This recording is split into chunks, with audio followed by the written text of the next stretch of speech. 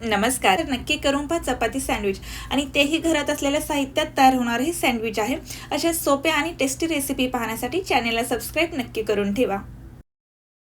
तर हे सँडविच बनवण्यासाठी इथे मी 4 मध्यम आकाराचे बटाटे शिजवून घेतलेले आहेत आणि किसणीच्या मदतीने व्यवस्थित असे किसून घेतलेले आहेत. तुम्ही इथे बटाटे स्मॅश करूनही घेऊ शकता.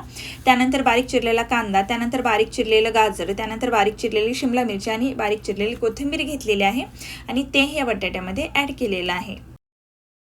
त्यानंतर हे मिश्रण चटपटीत होण्यासाठी इथे यामध्ये काही बेसिक मसाले ॲड करायचे आहे. तर इथे मी मिरची पावडर ॲड केलेली आहे. तुमच्या आवडीप्रमाणे मिरचीचे प्रमाण कमी जास्त करू शकता. त्यानंतर 1 चमचा चाट मसाला, तसेच थोडीशी काळी मिरी पावडर घेतलेली आहे. तसेच 1 चमचा धना पावडर घेतलेली आहे. तसेच यामध्ये चवीनुसार मीठ ॲड केलेलं आहे. तसेच थोडीशी बारीक शेव घेतलेली आहे. तर हे सर्व ॲड केल्यानंतर व्यवस्थित असं आपल्याला हे मिक्स करून घ्यायचं आहे.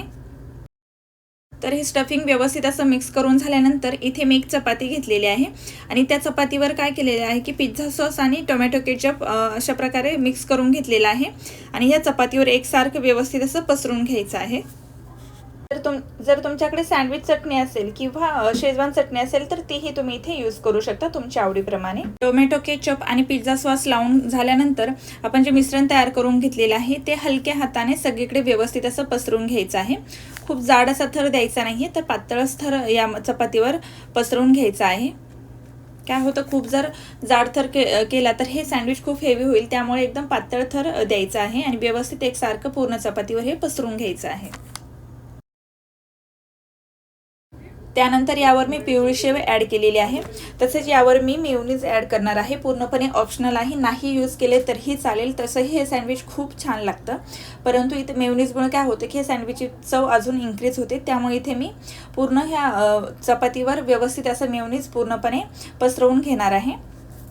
त्यानंतर दुसऱ्या चपातीला हे आतल्या साईडनी पिझ्झा सॉस आणि टोमॅटो केचप लावून घेतलेला आहे आणि चपाती वरच्या साईडनी ठेवून हलकासा दाब द्यायचा आहे, म्हणजे सँडविच व्यवस्थित तयार होतं. तर इथे आता आपल्याला सँडविच भाजून घ्यायचं आहे. तर त्यासाठी व्हिडिओत दाखवल्याप्रमाणे चपाती तव्यावर ॲड करायची आहे. तर सँडविच भाजण्यासाठी इथे मी बटर वापरत आहे. तुम्ही तूप किंवा तेलही वापरू शकता. तर इथे तवा हलकासा गरम करून घ्यायचा आहे, खूप गरम करायचा नाही आहे. काय होतं, जर तवा खूप गरम केला तर चपाती करपली जाते आणि हवं तसं हे सँडविच क्रिस्पी होणार नाही. त्यामुळे हलकासा तवा गरम करून घ्यायचा आहे. मध्ये मध्ये व्हिडिओत दाखवल्याप्रमाणे 1 ते 1.5 मिनिटांनी उचकून पाहिजे आहे. जरा लालसर झाले की मग पलटी करायची आहे. लो टू मीडियम फ्लेमवर आपल्याला खालून तांबूस रंग येईपर्यंत दोन्ही बाजूंनी हे सँडविच व्यवस्थित असं खरपूस भाजून घ्यायचं आहे. दोन्ही साईडनी व्यवस्थित खरपूस भाजून झाल्यानंतर आपल्याला हे सँडविच एका प्लेटमध्ये काढून घ्यायचं आहे. त्यानंतर सुरीच्या मदतीने याचे मी 4 भाग इथे करून घेतलेले आहेत. तर इथे मी चिंच गुळाची चटणी घेतलेली आहे. याऐवजी तुम्ही टोमॅटो केचपही यूज करू शकता. तर व्हिडिओत दाखवल्याप्रमाणे दोन्ही कडेला ही चटणी व्यवस्थित अशी लावून घ्यायची आहे. त्यानंतर इथे मी पिवळी शेवई घेतलेली आहे. व्हिडिओत दाखवल्याप्रमाणे व्यवस्थित असं ह्या शेवने हे सँडविच कोट करून घ्यायचं आहे, म्हणजे दिसायलाही सुंदर दिसतं आणि खायलाही कुरकुरीत लागतं. तर 4 हे सँडविचला अशाच प्रकारे व्यवस्थित असं चटणी आणि शेव लावून घेतलेली आहे. जर तुम्हाला ही माझी रेसिपी आवडली असेल तर घरी एकदा नक्की ट्राय करून पाहू. मला कमेंट करून नक्की सांगा की सँडविच कसे तयार झालेले आहे. पट तयार होणारे पण तितकेच पौष्टिक असे टोमॅटो ऑमलेट बनवणार आहोत. अशाच नवनवीन सोप्या व हेल्दी रेसिपी पाहण्यासाठी चॅनेलला सबस्क्राईब करा.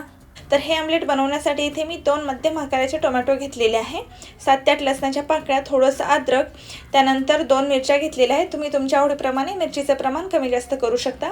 त्यानंतर 1 चमचा जिरे घेतलेले आहे आणि स्वच्छ धुवून बारीक चिरून घेतलेली कोथिंबीर घेतलेली आहे. त्यानंतर एका मिक्सरच्या भांड्यामध्ये टोमॅटो चिरून घेऊन ॲड केलेले आहे. त्यानंतर लसूण, अद्रक, जिरे आणि हिरवी मिरची ॲड केलेली आहे आणि टोमॅटोचं जे पाणी आहे त्याच पाण्यामध्ये आपल्याला हे व्यवस्थित असं वाटून घ्यायचं आहे. तर इथे पाहू शकता मी मिक्सरमध्ये हे वाटून घेतलेलं आहे. एका बाउलमध्ये मी 1 वाटी बेसन पीठ घेतलेलं आहे आणि अर्धी वाटीला थोडंसं कमी तांदळाचं पीठ घेतलेलं आहे आणि आपण जे वाटून घेतलेलं आहे ते यामध्ये मी ॲड केलेलं आहे. तसेच त्यानंतर यामध्ये मी कोथिंबीर ॲड केलेली आहे आणि एक मध्यम आकाराचा कांदा बारीक कट करून घेतलेला आहे, तोही यामध्ये मी ॲड केलेला आहे. त्यानंतर थोडंसं ओवा ॲड केलेला आहे आणि चवीनुसार मीठ ॲड करून यामध्ये पाणी मिक्स करून हे मिश्रण व्यवस्थित असं मिक्स करून घेतलेलं आहे. तर यामध्ये तुम्ही बारीक कट करून घेतलेला टोमॅटो हे ॲड करू शकता. त्यानंतर पाणी किती वापरायचं, तर आपण बेसनाची पोळी तयार करण्यासाठी ज्याप्रमाणे बॅटरची कन्सिस्टन्सी ठेवतो, म्हणजे ज्या प्रमाणात आपण बॅटर असं पातळ बॅटर तयार करतो त्या प्रमाणात पातळ बॅटर तयार करून घ्यायचं आहे. त्यानंतर अर्धा चमचा हळद आणि अर्धा चमचा मिरची पावडर ॲड केलेली आहे आणि व्यवस्थित मिक्स करून झाकण ठेवून 2 मिनिट हे साईडला ठेवून दिलेलं आहे. 2 ते 3 मिनिटानंतर तवा व्यवस्थित असं गरम करून घ्यायचा आहे. नॉनस्टिकचा असेल तर उत्तमच, परंतु जर नॉनस्टिकचा नसेल तर कोणताही तवा असेल तर तो व्यवस्थित असं गरम करून घ्यायचा आहे. सर्व साईडनी तेल व्यवस्थित लावून घ्यायचं आहे आणि आपण जे मिश्रण तयार करून घेतलेले आहे ते तव्यावर सर्व साईडनी व्यवस्थित ओतून घ्यायचं आहे आणि झाकण ठेवून मध्यम आचेवर 2 ते 3 मिनिट हे आपल्याला ठेवायचं आहे. 3 मिनिटानंतर इथे तुम्ही पाहू शकता वरचा भाग हा कोरडा झालेला आहे. तर इथे काय करायचं आहे, साईडनी थोडंसं तेल सोडायचं आहे आणि कडा सेल करून घ्यायचा आहे. हे आपल्याला पलटी करून घ्यायचं आहे. फक्त पलटी करत असताना ते एक महत्त्वाचं लक्षात ठेवायचं आहे, ज्यावेळेस आपण हे पलटी करतो त्यावेळेस वरच्या साईडने असा व्हिडिओत दाखवल्याप्रमाणे हात लावायचा आहे. म्हणजे काय होतं, पलटी करताना हे आमलेट मोडत नाही आहे. तर ही महत्त्वाची एक टीप आहे, ती लक्षात ठेवायची आहे. त्यानंतर झाकण ठेवून पुन्हा आपल्याला मध्यम आचेवर हे 2 मिनिट व्यवस्थित असं आपल्याला भाजून घ्यायचं आहे. तर अशा प्रकारे दोन्ही साईडनी व्यवस्थित असं आपल्याला हे खरपूस भाजून घ्यायचं आहे. अशा प्रकारे हे आमलेट किंवा टोमॅटोचे धिरडे तुम्ही ओल्या नारळाची चटणी बरोबर खाऊ शकता किंवा टोमॅटो केचप बरोबर हे खाऊ शकता. खूप सुंदर लागते. एकदा घरी नक्की ट्राय करून पहा. मला कमेंट करून नक्की सांगा की हे कसे तयार झालेले आहे. आज आपण बनवणार आहोत चटपटीत अशी पनीर भुर्जी आणि तेही नेहमीप्रमाणे एकदम सोप्या पद्धतीने. चॅनेलला सबस्क्राईब करा म्हणजे अशा सोप्या रेसिपी तुम्हाला इथे पाहायला मिळतील. एका पॅनमध्ये इथे मी 2 चमचे तेल गरम करून घेतलेलं आहे आणि त्यामध्ये पाव चमचे जिरे ॲड केलेले आहे. जिरे छान फुलल्यानंतर 2 कांदे बारीक चिरून घेतलेले आहे.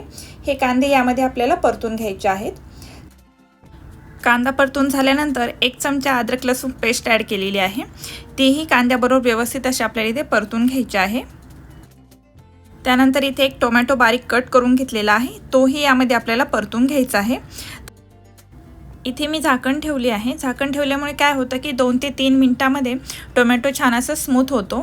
कांदा टोमॅटो व्यवस्थित असा परतून घेतल्यानंतर इथे मी पाव चमचा जिरी पावडर घेतलेली आहे.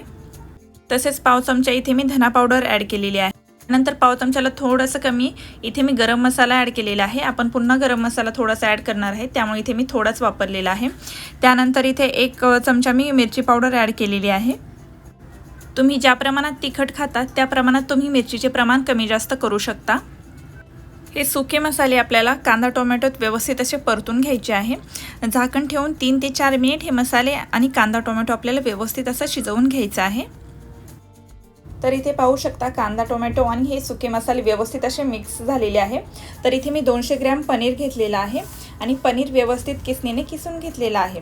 तर हे पनीर आपल्याला हे कांदा टोमॅटोमध्ये ॲड करायचे आहे आणि व्यवस्थित असं एकजीव करून घ्यायचा आहे. तर इथे एक सर्वात महत्त्वाची टीप म्हणजे आपण कांदा परतण्यापासून तर पनीर मिक्स करेपर्यंत गॅस हा मंदच ठेवायचा आहे. म्हणजे संपूर्ण प्रोसेस ही मंद आचेवरच करायची आहे आपल्याला. तर इथे पाहू शकता कांदा टोमॅटो आणि पनीर व्यवस्थित असं मिक्स झालेलं आहे. त्यानंतर इथे आपण चवीनुसार मीठ ॲड केलेलं आहे. व्यवस्थित असं 3 ते 4 मिनिट पनीर आपल्याला इथे शिजवून घ्यायचं आहे. तर इथे पनीर जास्त शिजवण्याची गरज नाही, 3 ते 4 मिनिट पुरेसं होतं. त्यानंतर स्वच्छ धुवून बारीक चिरून घेतलेली कोथिंबीर ॲड केलेली आहे. त्यानंतर इथे मी पाव चमच्याला थोडासा कमी गरम मसाला ॲड करत आहे. तर या अगोदरही आपण थोडासा गरम मसाला ॲड केलेला आहे, त्यामुळे इथे मी आता थोडाच गरम मसाला वापरलेला आहे. तर अशा प्रकारे इथे एकदम चटपटीत अशी आपली पनीर भुर्जी तयार झालेली आहे. आज आपण पाहणार आहोत मऊ लुसलुशीत अशा गव्हाचा पिठाचा शिरा आणि एकदा पाहिल्यानंतर अगदी कोणीही करू शकेल अशी सोपी व तितकीच प्रमाणबद्ध अशी रेसिपी आहे आणि चवीला तर अप्रतिम लागते. अशा सोप्या आणि हेल्दी टेस्टी रेसिपी पाहण्यासाठी चॅनेलला सबस्क्राईब करा. हा शिरा बनवण्यासाठी इथे मी एका पातेल्यात 2 वाटी पाणी घेतलेलं आहे. ज्या वाटीने पाणी घेतलेलं आहे त्याच वाटीने इथे आपल्याला 1 वाटी साखर घ्यायची आहे. तर इथे आपल्याला साखरेचा पाक वगैरे करायचा नाही आहे, तर फक्त काय करायचं आहे की साखर पाण्यामध्ये विरघळून घ्यायची आहे. म्हणजेच काय, तर आपल्याला साखरेचं पाणी तयार करून घ्यायचं आहे. तर इथे पाहू शकता साखर पूर्णपणे विरघळलेली आहे आणि साखरेचं पाणी तयार झालेलं आहे. इथे मी 1 चमचा तूप घेतलेला आहे. त्यामध्ये काजू बदाम भाजून घ्यायचे आहेत. तुम्हाला अजून काही सुकामेवा ॲड करायचा असेल तर तुम्ही करू शकता. काजू आणि बदाम भाजून घेतल्यानंतर इथे मी अर्धी वाटी तूप घेतलेलं आहे. तूप वितळल्यानंतर 1 वाटी गव्हाचं पीठ घेतलेलं आहे. ज्या वाटीने पाणी, साखर आणि तूप घेतलेलं आहे त्याच वाटीने इथे मी 1 वाटी गव्हाचं पीठ घेतलेलं आहे.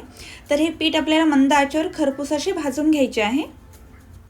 तर हे पीठ आपल्याला मंद आचेवरच भाजून घ्यायचे आहे. आपण जेवढं गव्हाचं पीठ चांगलं भाजू तेवढं आपला शिरा जो तयार होणार आहे चवीला एकदम चविष्ट तयार होतो. त्यामुळे सावकाशपणे मंद आचेवर आपल्याला व्यवस्थित असं हे पीठ भाजून घ्यायचं आहे.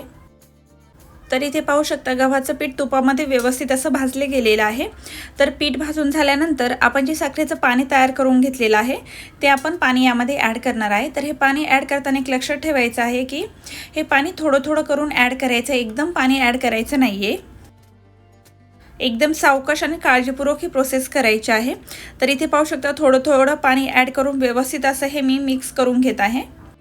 तर इथे आपल्याला पहिल्यांदा पीठ पाहून पाणी जास्त वाटतं, पण एकदम परफेक्ट प्रमाण आहे हे पाण्याचे. तुम्ही हेच प्रमाण घेऊन जर शिरा बनवला तर तुमचा शिरा एकदम परफेक्ट व प्रमाणबद्ध होईल. जसं आपण पाणी ॲड करत जातो तसं काय होतं की गव्हाचं पीठ आहे ते फुललं जातं. तर इथे तुम्ही पाहू शकता गव्हाच्या पिठाने सर्व पाणी जे आहे ते शोषून घेतलेलं आहे आणि इथं परफेक्ट असा इथे आपला शिरा तयार झालेला आहे, एकदम मऊ लुसलुशीत. त्यानंतर मी जे तूप घेतलं होतं अर्धी वाटी त्यातलं थोडंसं तूप ठेवलं होतं. व्हिडिओत दाखवल्याप्रमाणे शिऱ्याच्या साईडनी काय करायचं आहे, तूप अशा प्रकारे ॲड करायचं आहे. त्यामुळे काय होतं शिऱ्याला छान ग्लेजही येतो आणि स्वादही वाढतो. आणि तूप ॲड केल्यानंतर व्यवस्थित असं पुन्हा एकदा आपल्याला हे मिक्स करून घ्यायचं आहे. तूप व्यवस्थित मिक्स केल्यानंतर जे काजू बदाम आपण भाजून घेतले आहे त्याचे काप, तसेच मी काही मनुके हे ॲड केलेले आहेत. तर मी न भाजताच ॲड केलेले आहे. तुम्ही मनुकेही भाजून घेऊन तेही ॲड करू शकता आणि हे व्यवस्थित असं मिक्स करून घ्यायचं आहे. तर इथे तुम्ही पाहू शकता एकदम परफेक्ट, एकदम मऊ लुसलुशीत असा शिरा तयार झालेला आहे. तुम्ही एकदा घरी नक्की ट्राय करून पाहू. मला कमेंट करून नक्की सांगा की शिरा कसा तयार झालेला आहे. आणि जर तुम्ही चॅनलला नवीन असाल आणि चॅनलला जर अजून सबस्क्राईब केलं नसेल तर सबस्क्राईब करा. म्हणजे काय होईल, जेव्हा जेव्हा मी अशा नवनवीन रेसिपी अपलोड करेल त्याचे नोटिफिकेशन सगळ्यात अगोदर तुम्हाला मिळेल. परत भेटूया अशाच एका नवीन रेसिपीबरोबर. तोपर्यंत टेक केअर.